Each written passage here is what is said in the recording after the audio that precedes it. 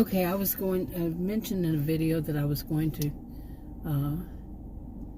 a little bit about this, and I'm not going to go through the whole past video, but it was really bad situations that I've been going through with doctors. Very, very bad. For far, far, far too long. And today, I had to go and take a test that was supposed to be ordered with a whole bunch of other tests over a month ago. It somehow didn't get in there. All the other ones did, but so I had to go back today and to take the test. Well, when I was walking across, once I got there, Adam was with me. He's a little older than I. He was going to go with me, but he decided he was going to go walk and get some coffee at a convenience store near there and stay outside until I went and took the test. So I go in by myself, and it's not too far where I walked to get in there, but for some reason I was had shortness of breath, which is not good because last year, twice I had heart failure, but the second time the specialist who was giving me breathing treatments, she said, it looks like it could have just been this and not heart failure that time. The second time. I don't think it was either because I wasn't swollen like they said, nothing going on. It was that, it was just, had breathing issues.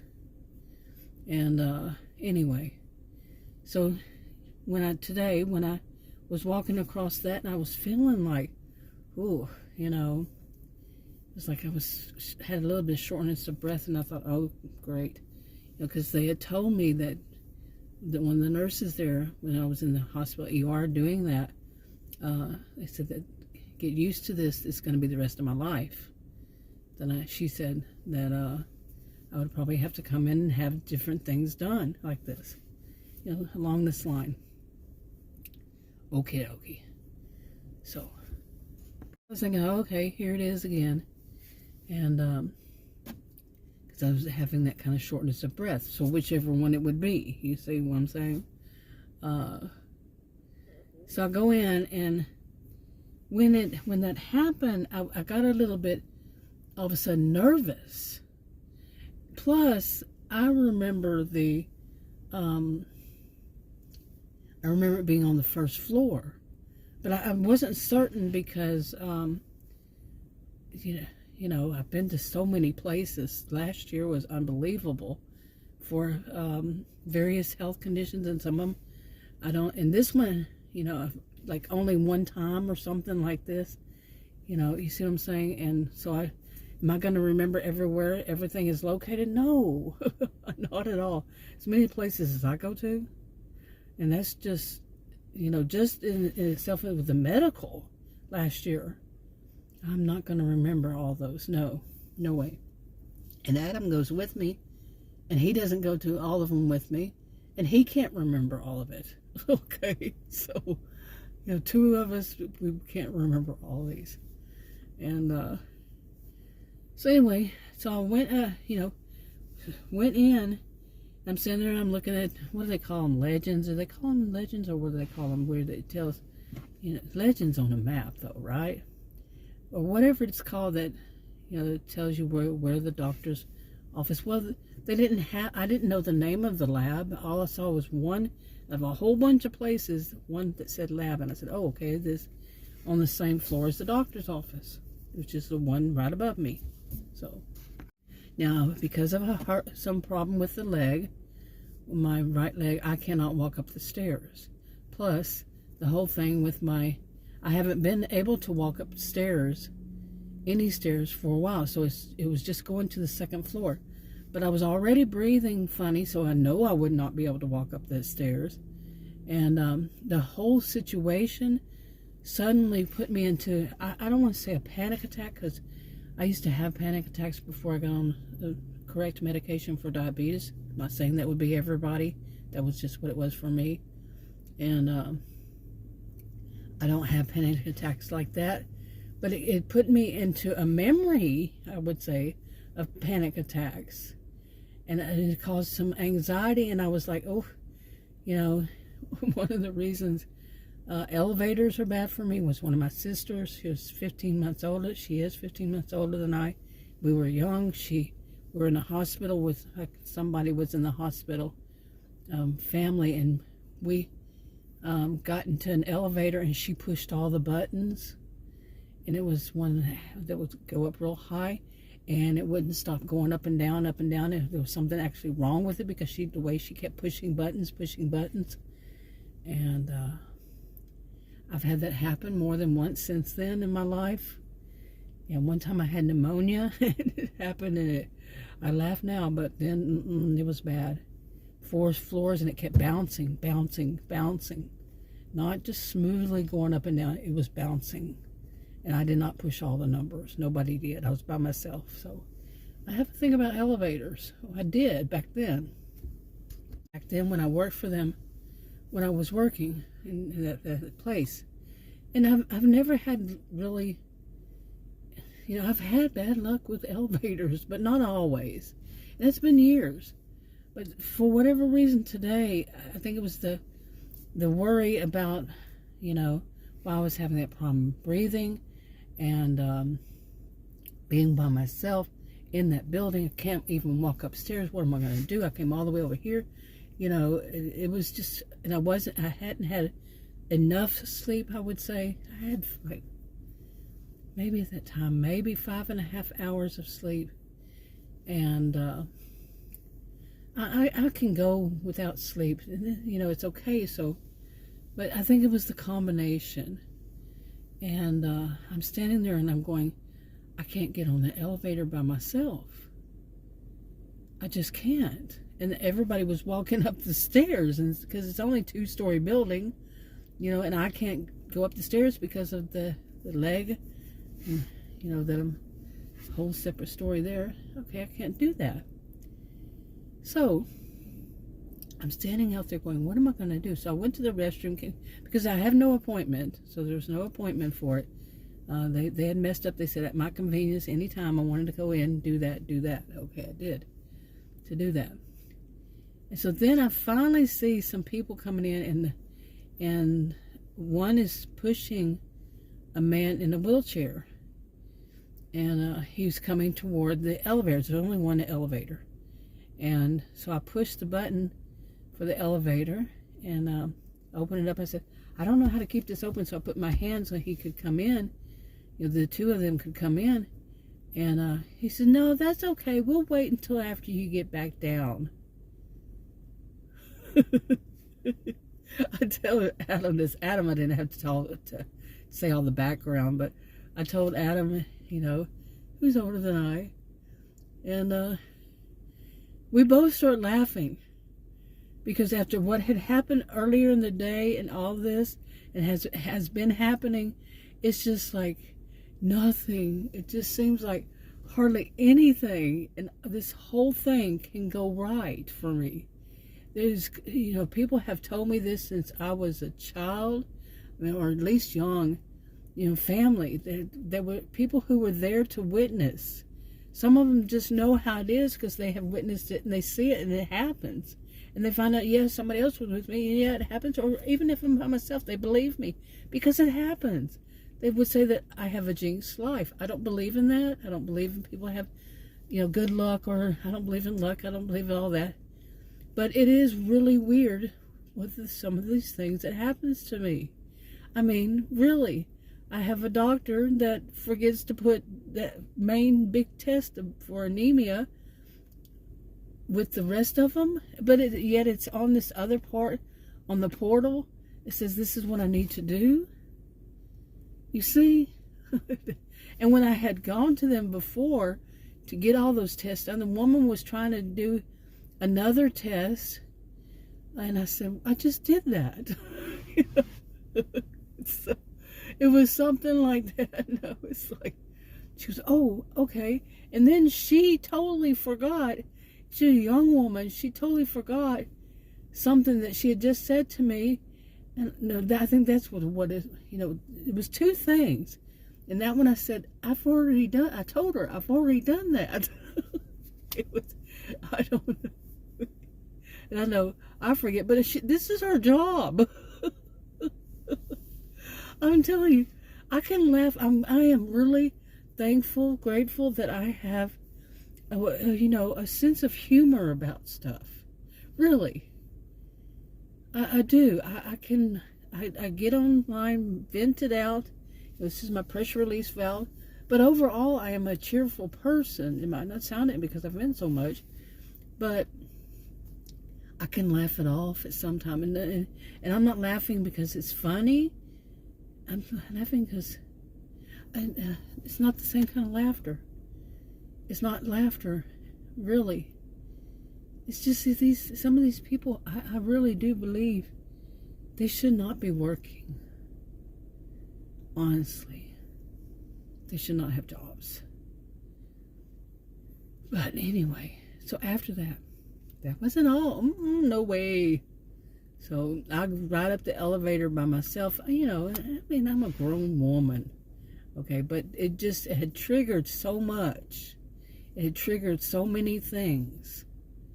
Like the memory of that time being, when I was a child, it triggered the 4 floors up and down bouncing.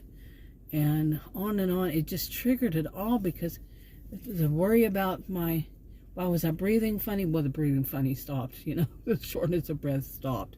So when I walked back to the car, it was none. But so it must have just been something right then. And who knows, And anyway, okay, so I get there and I ride the elevator up to the 2nd floor. Get off the floor and I went in to ask the woman at the desk. I said, ask her, where is your lab? And I said, I've been there once before, but I don't remember. And she told me, and I said the number at the same time, and she said, yeah. But she gave me a look like, like when you smell a funny smell, when you smell an odor, kind of like she all of a sudden, it could have been all the people around me and she may have heard something because they were kind of, it was like they were being loud. They were older people. I mean, it doesn't matter age, but they were being a little, I don't know. I wasn't paying attention to their conversation. But I think that she heard them say something because it wasn't me. It wasn't my breath. It wasn't my, smell, nothing. I had no odor and all that. So, but it's maybe something they said she just didn't appreciate. And so anyway, I went to there and the woman behind it was kind of rude. Like, oh my gosh. And then the woman that brought me back there, she was real nice. She and I were laughing about stuff and all that. And she was real nice. She said, I don't know if I could tell you if there's more on there or not. Someone went back to the front woman. She said, no. She said, I know what you're asking. And she said, I should be able to see and there's nothing. So, good. I don't need to go back for more tests. And so I went downstairs. And no shortness of breath walking back the same distance, back to my SUV. And Adam, I told him what had happened, about the elevator, and we both started laughing. And then we went to the store next to it, and I did tell some of that already. And then this is my 2nd video, or 3rd. But we went to the store, and